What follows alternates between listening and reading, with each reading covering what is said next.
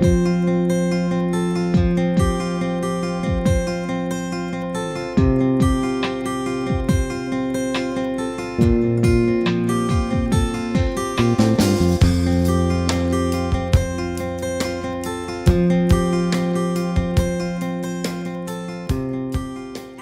doing in one of the classes that we offer in the Master of Science in Counseling program.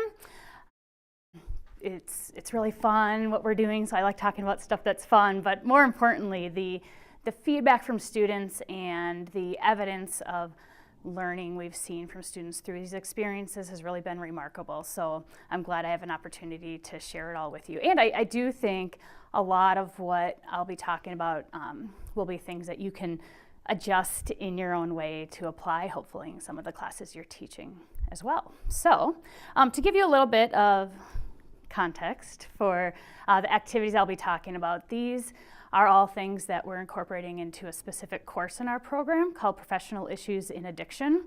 It's really an advanced addiction counseling course that we offer.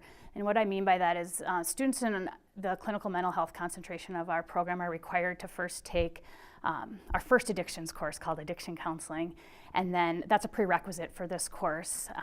So what that means is students come into this class with a pretty solid understanding of addiction counseling, and this course really gives us an opportunity to go into a little more depth with some of those issues and also talk about some of the more complex issues that we experience as addiction counselors.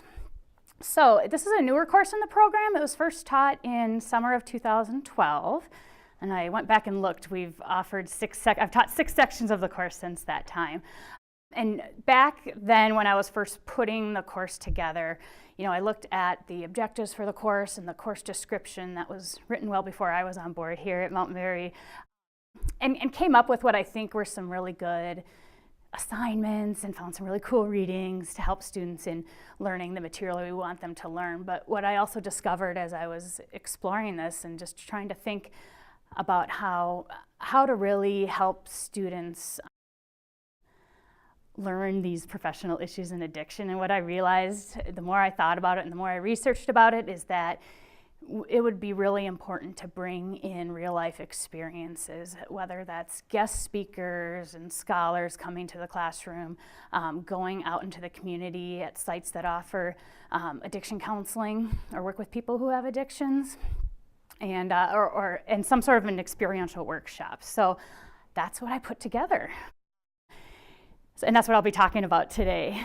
And in addition to just, it's not just bringing 1 or 2 people in, it's throughout the semester. Just about every week we have a guest coming or we're going somewhere.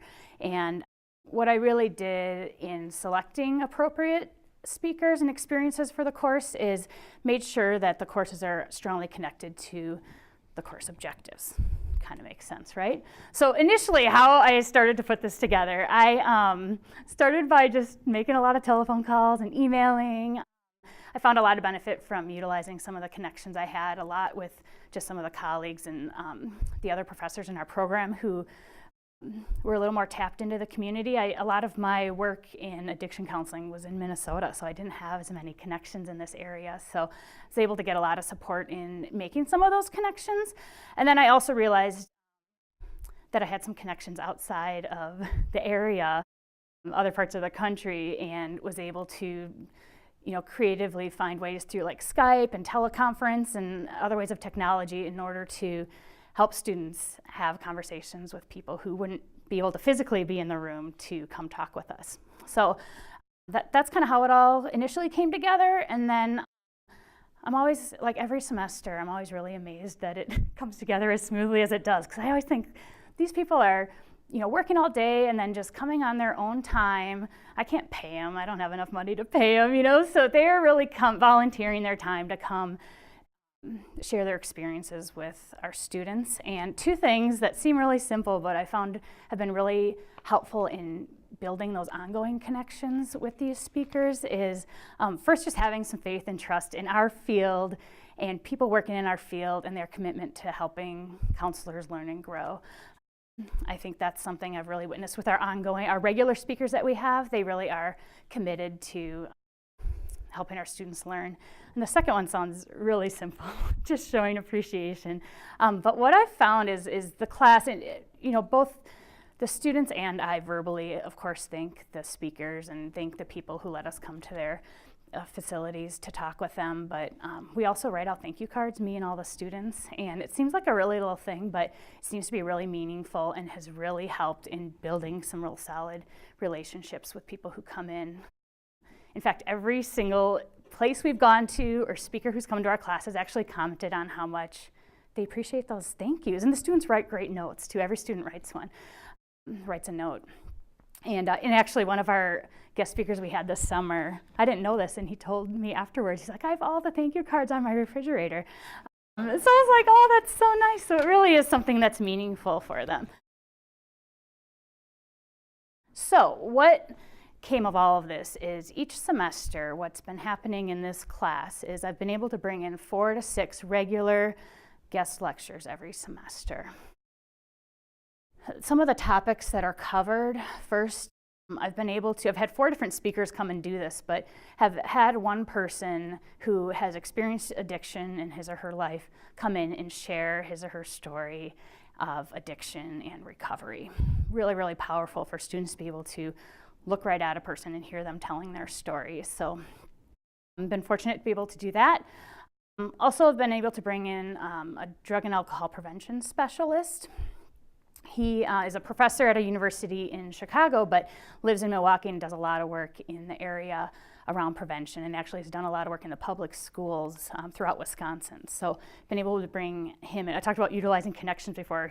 He was my advisor for part of my time that I got my Ph.D. and is still a professional mentor to me. So that's how I kind of utilized that connection with him.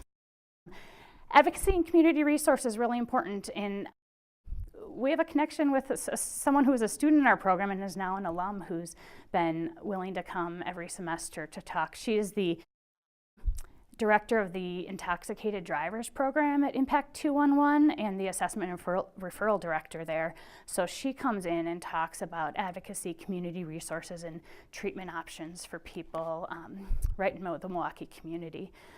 Also, a really important thing for students to learn in this class is to go into more depth around understanding co-occurring disorders, which is when someone has a substance use disorder and then along with that also has another mental health disorder, depression, anxiety, for example. And so we've been able to do, these have both been over Skype or teleconference, but I have a former colleague who now works at one of the only places in the country that offers concurrent eating disorder and substance use treatment in an inpatient setting. And so he also has a lot of experience in trauma and addictions too, so we've been able to utilize him to learn a little bit more about those areas. I also have a former colleague who works at, the name of that facility is Melrose Institute, by the way. It's in Minneapolis, Minnesota. I also have a former colleague who works at Hazelton Foundation, which is a pretty well-known addiction treatment facility in Minnesota as well. And she is a specialist in working with people who are in recovery from opiate pain medication who have chronic pain issues. So if you think about somebody who has been abusing pain medications and then suddenly can't continue to use them in a healthy way, yet still has a chronic pain condition. So she talks all about non-pharmacological ways to manage pain and share some of her strategies too. So I don't think I've had a semester where I've been able to have both of those people, but I've had at least one of them each semester that I've taught the course. And then lastly, we've had guests come to talk about case management. We've had some in-person speakers on that, and we've had some over teleconference, but just talking about the importance of case management in a person's treatment and ongoing recovery from substance use disorders. What I've also been able to coordinate is some sites out into the community. The two main ones we've done, one has been we've gone to Maida House in Milwaukee. Some of you may be familiar with Maida House. It's an awesome residential service for women who have substance use issues. And it was one of the first and is still one of the only facilities that allows women to bring their children with them to treatment, which is often a real barrier for women accessing treatment, is to be able to bring their children with them, or because it's difficult to find childcare sometimes. So and actually got connected. I did kind of a cold call to someone there, and I was so surprised she was willing to let us come in because I didn't know her at all. And then when I found out after we met with her, she said, "I'm a Mount Mary alum." And I was like, "Oh, fantastic." So I think really, there really is instilled in our students and our graduates the importance of really helping women and men learn in our program. So that was really cool. And then more recently, we've been going to Columbia St. Mary's, their burn intensive care unit. They're one of the primary burn intensive care units in the state. And interestingly, over 50% of the people that present at the hospital in an intensive care unit for burn injuries, over 50% are under the influence of a substance at the time they experienced their burn that led them to come there. So it's been a real chance to learn a little bit about some of the complexities of burn injuries. And then they also use a lot of opiate pain medication to help people manage, because it's very, very painful, as you might imagine, dealing with a burn that's requiring intensive care, and they have months and months and months of care there. So, and then lastly, we've been able to do, the last 4 times I've taught this course, an experiential workshop at a place called Transitions Equine. And the therapists there have put together an experiential workshop specifically for our students to help them get an idea of how using horses in therapy can be really valuable. So some of the real impact of using horses in therapy, and the students actually participate in some of the exercises that the therapists may have their clients do, clients who are experiencing addictions. So that's kind of the experience. What I thought would be really helpful as I thought about how students learn from this experience, how I learned from this experience, I realized talking about our AEIOC creative attributes is really a helpful way to do that. So starting with agility, in a very practical way, this course requires agility on the part of the instructor, which has been me, as well as the students, because it's not just me showing up to teach class each week. We really do all have to kind of rely on other people's schedules. I can't always have the whole semester figured out as far as who's coming when, or their schedules change. So I need to be flexible with that. Students need to be flexible with that. And it's actually a really good thing for us to be practicing that flexibility. It's kind of hard to do that at times. Also, just some of the things that are involved in coordinating these experiences, whether it's bringing a guest onto campus or renting a van so I can drive a van full of students out to Genesee Depot.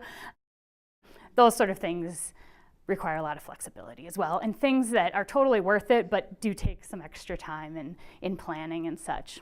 In a more theoretical way, this course requires a lot of flexibility in thinking.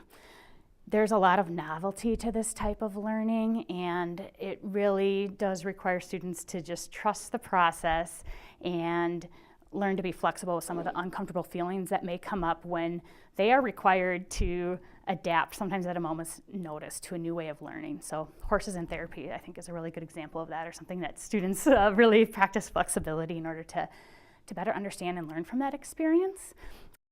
This also involves open-mindedness, so students really need to be willing to see, hear, and respect different philosophies and approaches to addiction counseling. I obviously don't bring in speakers that provide inappropriate information or incorrect information, but there are a lot of different philosophies and approaches to working with people with addictions. And I actually see this as one of the most valuable components of the course. So in addition to hearing my professional experience and my knowledge, and they're able to hear from a lot of different types of people. And I think that's really just one of the most valuable parts of having students hear from multiple professionals.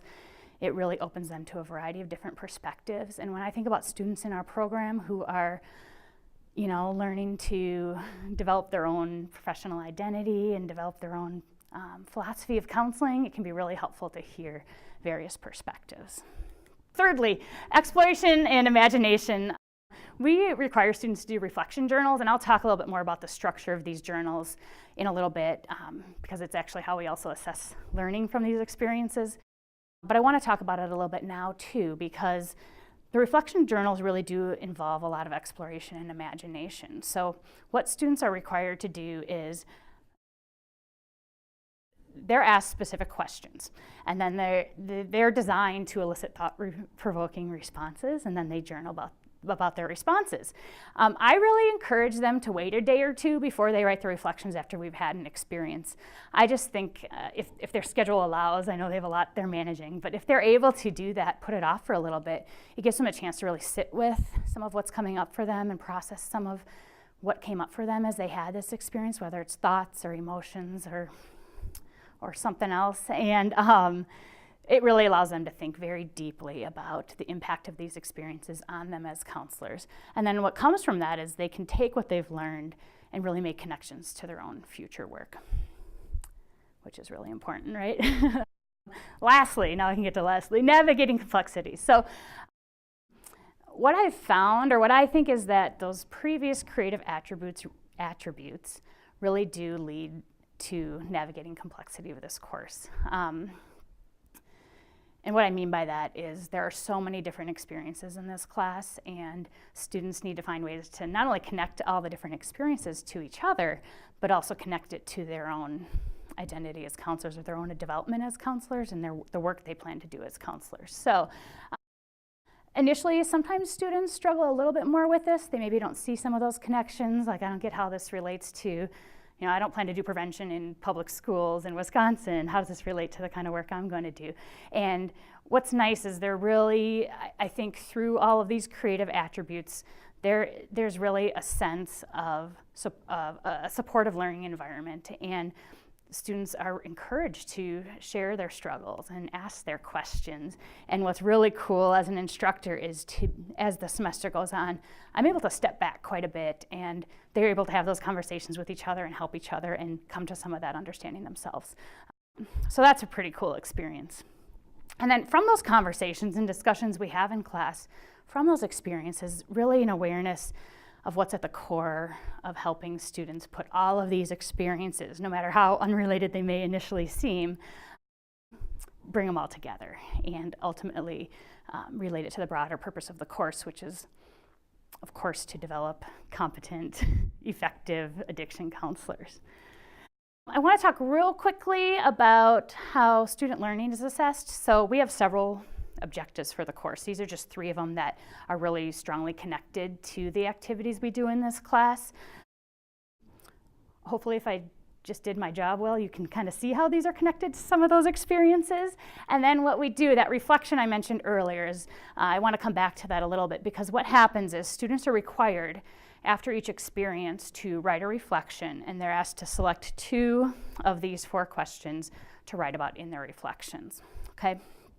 And I won't read all of these to you, but what you can see is they're all designed, and I didn't write these. Carrie King actually shared these with me, and I've adapted them a little bit to fit this course, but they're designed to elicit the kind of depth and understanding that we want students to get from these types of experiences, right? So they select 2 of them, they write about them, and then in order to assess and grade these, I just use a rating scale. So, if obviously if they don't turn it in, they get a 0, but at the lower end of the rating scale would be if there wasn't a lot of thoughtfulness, or they weren't making some of those connections, or weren't even making an effort to try to understand some of those connections. And then obviously as you move along the rating scale, students that are able to demonstrate solid understanding and solid connection to the rest of the course material would have a higher score. So at the end of the semester, 15% of their grade is based on the reflection journals.